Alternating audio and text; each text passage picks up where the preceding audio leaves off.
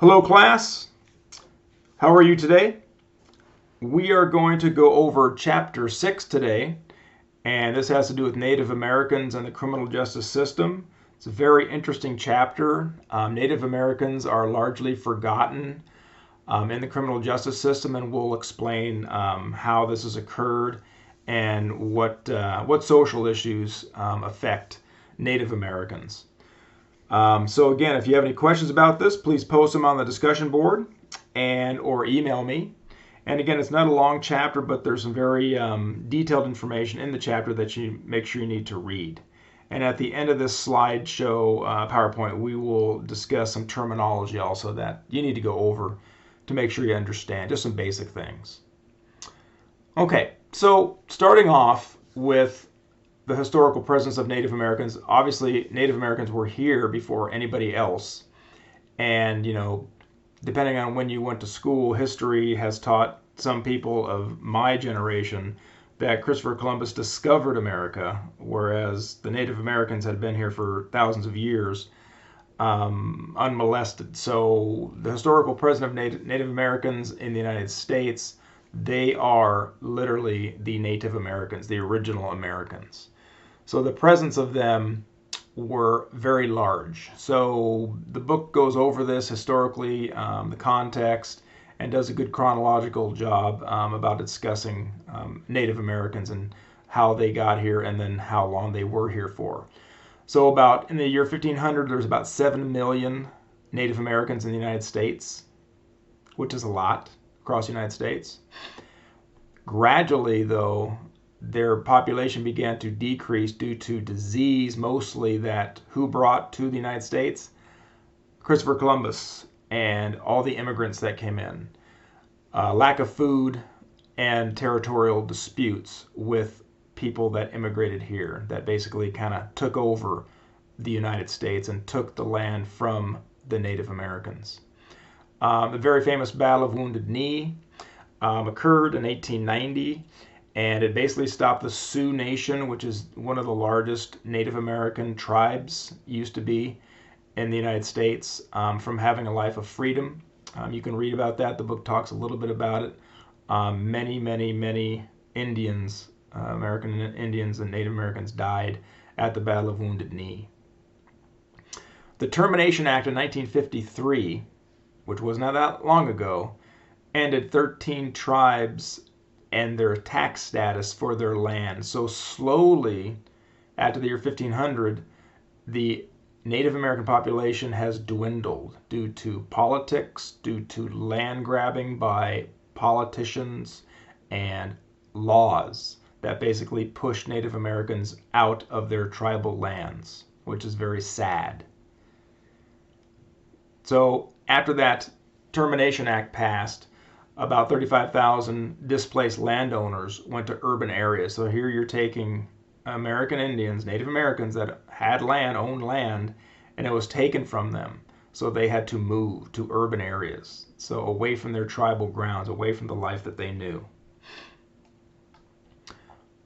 Moving on, the early attempts to assimilate into society in those urban areas did not go well for the American Indians due to their lack of education, employment skills, and they were discriminated heavily against them by non-Native Americans.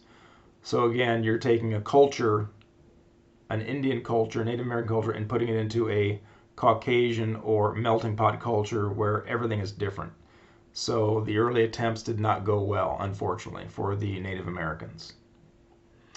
The preservation of their rights continued to dwindle. Tribes continued to dwindle, and government involvement in Indian affairs was rampant.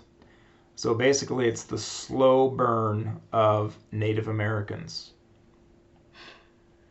Today, as the book describes, many are worse off due to many different factors, which we're going to go over.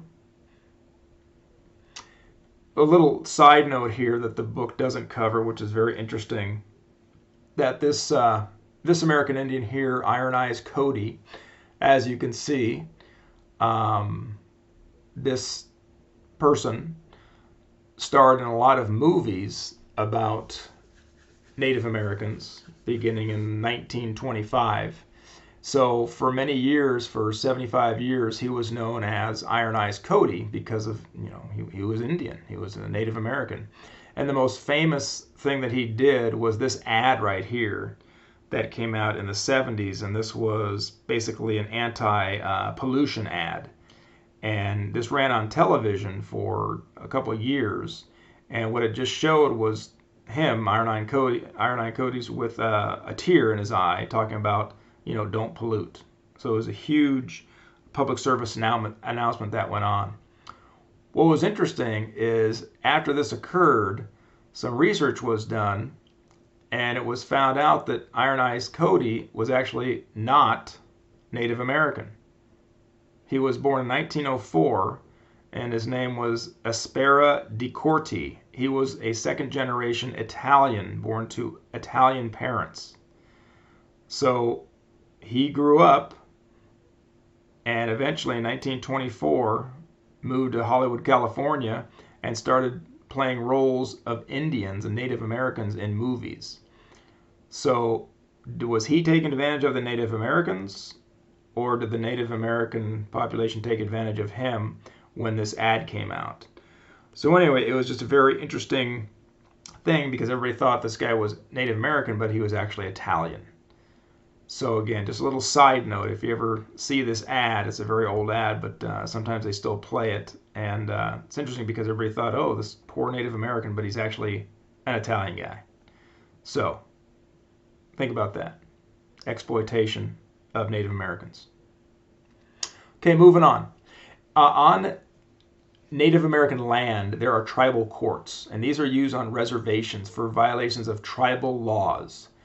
So not only can you be tried on tribal land for laws broken, you can also be tried on the outside in the community for laws that are broken.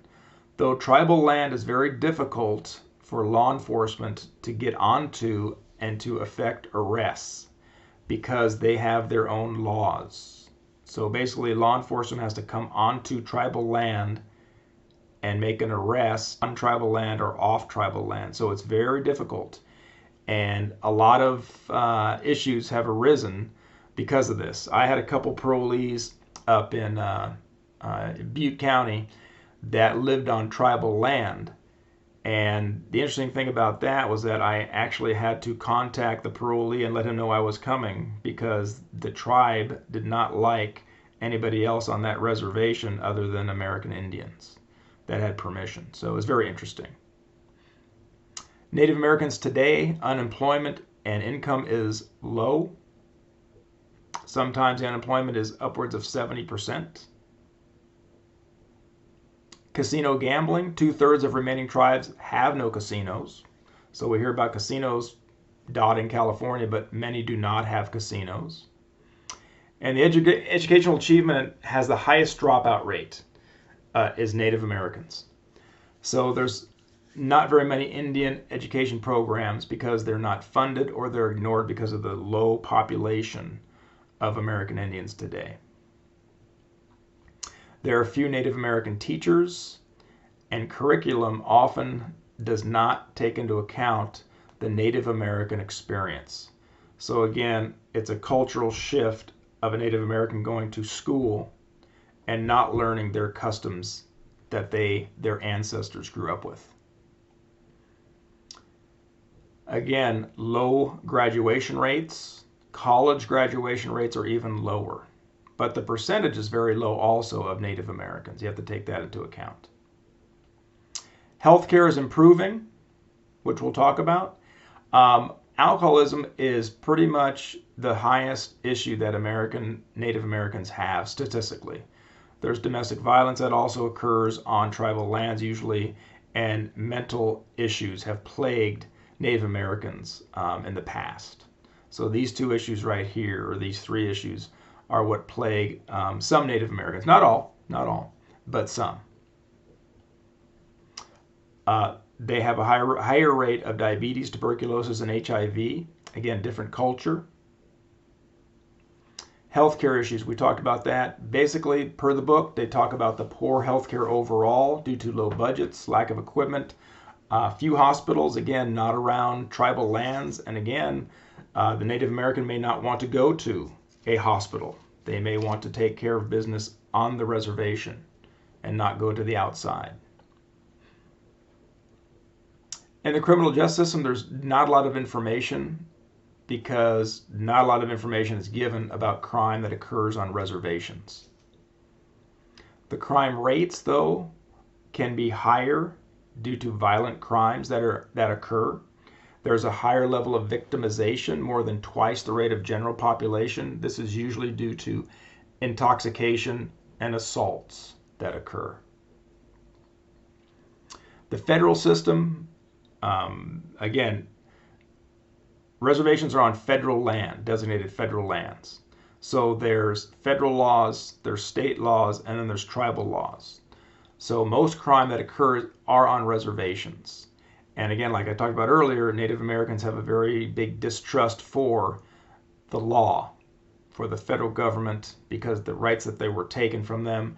So they do not trust police. They want to have anything that happens on their reservation be a private issue settled on the reservation through their tribal process, much like it has been for hundreds and hundreds of years in the past. As far as the courts, again, when a person is removed from the tribal land, then they come under the federal or state punishments or criminal justice system. So they're kind of a twofold issue right there. So again, is this fair or not? Sometimes the tribal courts have limited jurisdiction, depending on what types of crimes have occurred. Again, it's a very, very easy process. It's a tribal court, and it's headed by 6 or 7 people, usually the elders, and they met out any punishment after having a trial.